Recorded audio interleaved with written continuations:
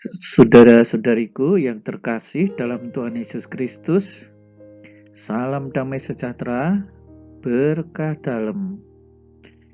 Di Minggu Advent yang ketiga ini, saya menyediakan gagasan dan bahan permenungan untuk sepanjang Minggu Advent ketiga ini.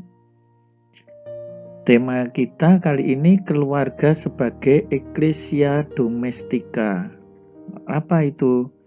Ayo ikuti videonya supaya kita bisa memahami Ecclesia Domestica, keluarga sebagai Ecclesia Domestica. Bahan pokok dari Injil Lukas bab 3 ayat 10 sampai 18. Saudara-saudariku yang terkasih, tema Minggu ketiga Advent, bergembira dengan harapan.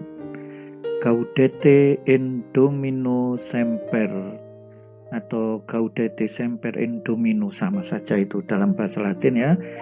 Bersukacitalah senantiasa dalam Tuhan. Jadi Advent adalah waktu untuk bersukacita, mempersiapkan kedatangan Tuhan, masa pertobatan, tetapi bukan dengan kesedihan, dan bukan hanya karena kita menyongsong hari kelahiran Yesus untuk Natal nanti, sukacita itu, tetapi juga karena Tuhan sudah ada di tengah-tengah kita. Jadi sukacita Kristen tidak datang dari ketiadaan kesedihan. Yang penting gak sedih, bukan itu. Atau tiadanya rasa sakit atau masalah, bukan itu. Tetapi kita bersukacita karena kehadiran Kristus di dalam jiwa kita. Ada kesadaran bahwa Kristus hadir di dalam diri kita. Nah, keluarga Kristen adalah Ecclesia Domestica, tema kita ini ya. Seringkali disebut gereja kecil atau gereja mini atau gereja rumah tangga. Nah, sebenarnya setiap orang yang sudah mendapatkan pembaptisan, sekaligus ini juga keluarga yang sudah dari keluarga-keluarga Katolik yang sudah mendapat pembaptisan, mendapat panggilan tritugas Kristus sebagai imam, nabi, dan raja. Apa itu sebagai imam? Keluarga sebagai persemaian dan tempat menumbuhkan kesucian dan doa. Imam itu kan memimpin untuk berdoa menuju kepada kesucian. Meskipun kami menyadari saya para imam belum tentu lebih suci dari umatnya. Kan begitu ya, tetapi paling enggak kan berjuang menuju kesucian, itu penting. Lalu juga tugas sebagai nabi. Nabi itu apa? Nabi itu kan mewartakan hal yang baik, mewartakan kebenaran, keadilan, mewartakan apa yang menjadi kehendak Tuhan. Meskipun itu menjadi hal yang kadang-kadang membuat manusia lain atau manusia menjadi tidak senang terhadap nabi itu, tetapi kebenaran harus diwartakan. Nah, sekarang melalui keluarga, teladan moral dikembangkan Keluarga sebagai tempat mewartakan kebenaran. Lalu tritugas yang ketiga adalah raja. Sebagai raja, apa itu? Raja itu menggembalakan umat. Raja yang baik itu menjadi pelindung umat, bukan malah menindas, menjadi pamomong. Nah, di dalam keluarga siapapun menjalani tugas ini sebagai gembala, pelindung, dan pamomong itu menjalankan tritugas sebagai raja. Nah, saudara-saudari, tadi saya sebutkan bahwa Advent adalah persiapan untuk Natal. Jadi kita dipanggil untuk mentransformasikan kasih di dalam keluarga. Bandingkan Amoris Laetitia. sukacita, kasih. Di dalam Katekismus Gereja Katolik, yang KGK itu Katekismus Gereja Katolik, keluarga Kristen adalah tempat anak-anak menerima pewartaan pertama mengenai iman. Nah, ini yang perlu direnungkan dalam keluarga-keluarga. Ya, bahwa anak-anak itu menerima pewartaan mengenai iman itu dari keluarga. Nah, bukan dari gereja dalam pengertian gedung ya, saat beribadah di gereja ya, tetapi justru gereja kecil itu, yaitu siapa? Keluarga, itu kan gereja ya. Karena itu tepat sekali ia dinamakan gereja rumah tangga, atau seringkali disebut gereja kecil, atau seringkali juga disebut sebagai gereja mini. Ya, ini Ecclesia Domestika itu ini, ya, Ecclesia Domestika. Satu persekutuan rahmat dan doa, ya, satu sekolah untuk membina kebajikan manusia dan cinta kasih Kristen. Ya, jadi sekolah itu tidak hanya di gedung SD, SMP dan seterusnya sampai selesainya sarjana atau lebih dari itu ya, tetapi ini sekolah iman. Di mana itu? Di dalam keluarga.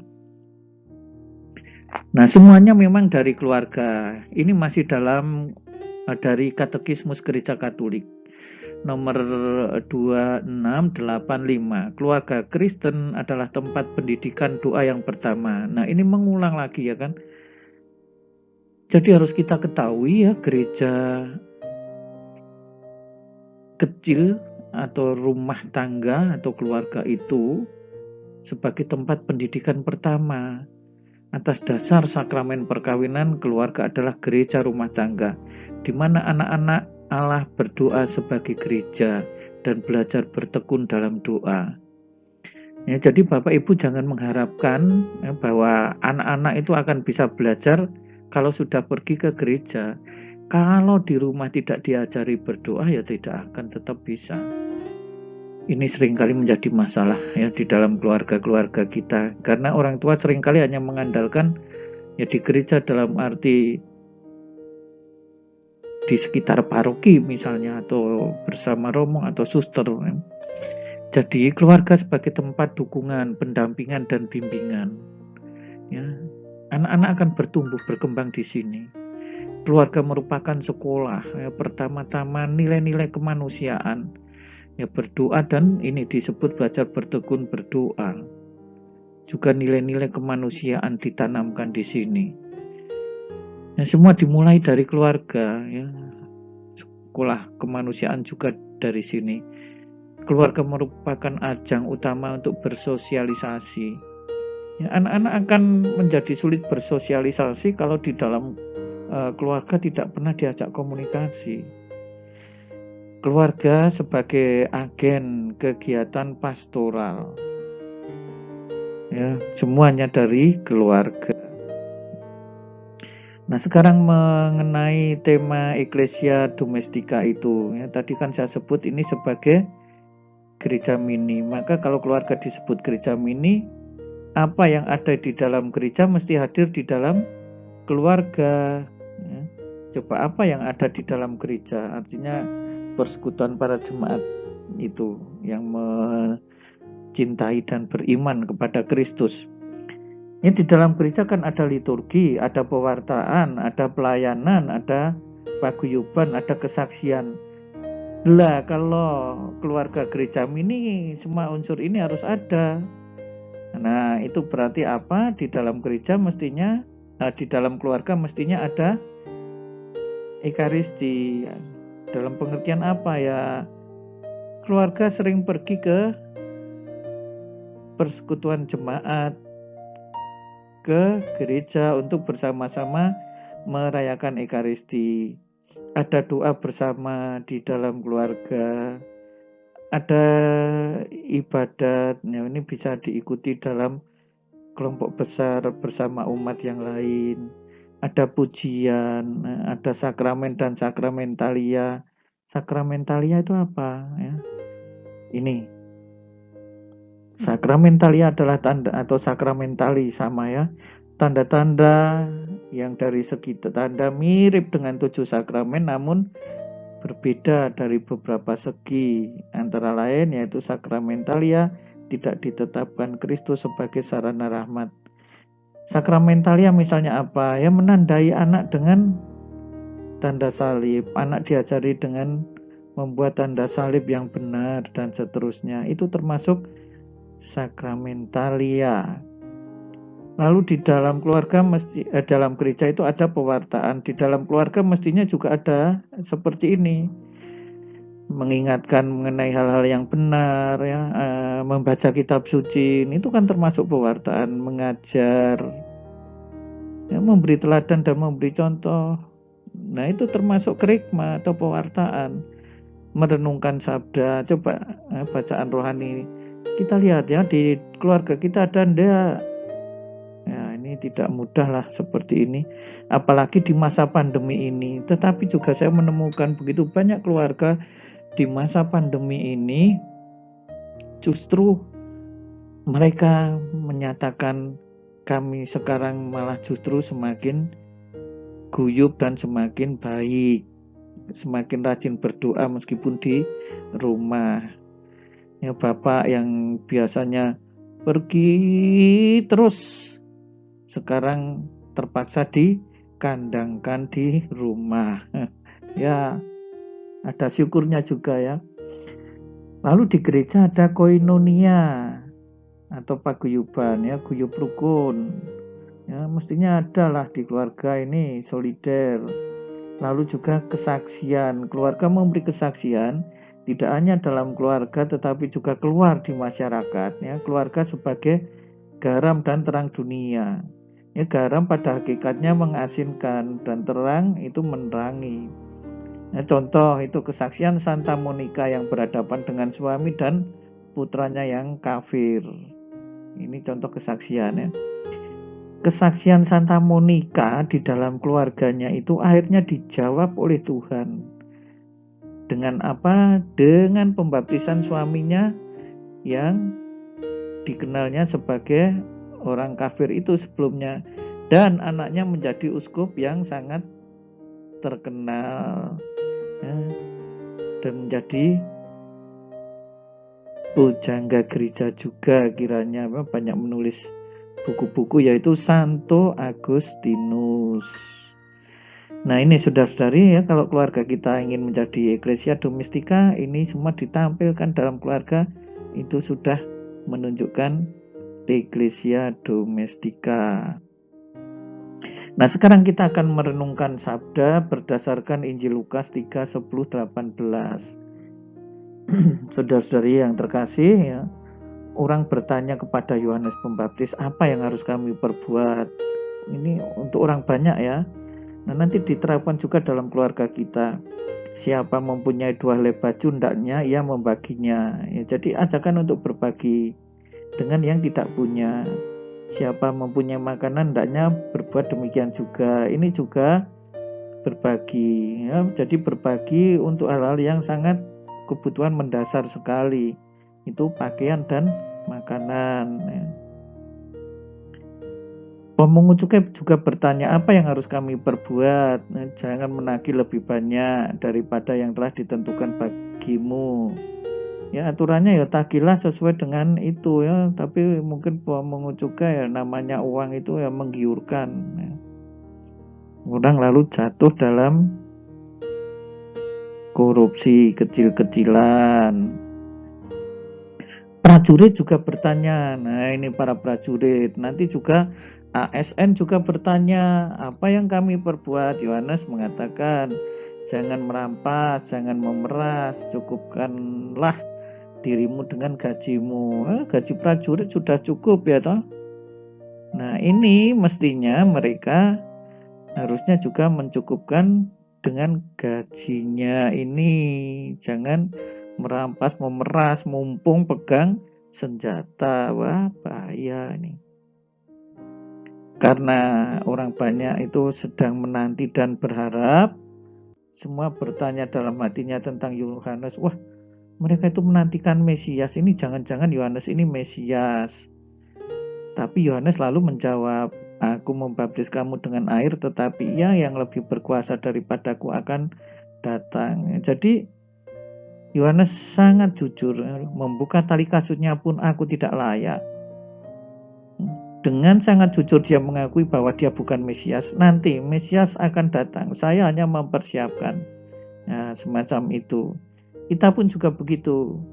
Tuhan sudah mulai hadir di dalam keluarga kita dan kita persiapkan kehadirannya untuk menyambut Natal dan juga kedatangan Kristus yang kedua. Alat penampi sudah di tangan ya. Nah, ini dibedakan gandum dan debu jerami. Gandum masuk ke dalam lumbung, debu jerami akan dibakar. Nah, saudara-saudari yang terkasih dalam Kristus, dengan banyak nasihat lain Yohanes memberitakan Injil kepada orang banyak. Nah, jadi silahkan untuk memberikan nasihat-nasihat sebagai pewartaan Injil. Nah, saudara-saudari yang terkasih, apakah bacaan itu hanya membuat kita takut? Nah, sekarang kita renungkan ya di sini. Tanpa bertindak, mungkin kita membuat pertanyaan yang sama ya dengan orang-orang tadi kalau orang tadi kepada Yohanes, sekarang kita kepada diri sendiri ya, dan juga kepada Tuhan. Apakah yang harus kami perbuat? Apakah yang harus kami lakukan dalam keluarga? Nah, silahkan ini dijeda sebentar, dijawab dulu saudara-saudari, baru menuju ke pertanyaan berikut. Di dalam Injil disebutkan pertobatan minimal yang harus dilakukan. Ya, tadi kalau prajurit ya cukupkan dengan gajimu, kalau pemungut cukai ya sudahlah, jangan mengambil lebih banyak. Untuk orang banyak itu diajak berbagi. Tapi sebagai murid Kristus, apakah kita punya nilai lebih? Itu tadi kan pertobatan ya boleh dikatakan minimal yang harus dilakukan, ya kan?